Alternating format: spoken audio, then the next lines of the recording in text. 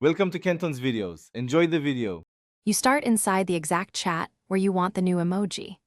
Tap the chat name at the top to open conversation settings. This is faster than digging through global menus. Once there, find the emoji or reaction setting. That single control is the only supported way to change the default reaction emoji for that chat. Select it now. Doing this updates what shows on the quick reaction bar, so you'll know instantly why you're taking this step. Once inside the emoji setting, you'll see a curated list and a search field to find the exact symbol. Pick the emoji you want.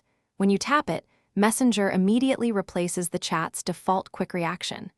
This matters because it changes the one-tap reactions everyone sees for that conversation. If you want the same emoji elsewhere, repeat the process in each chat. Make sure to wait a second after tapping so the app saves the selection before you leave the settings screen. After selecting the emoji, test it.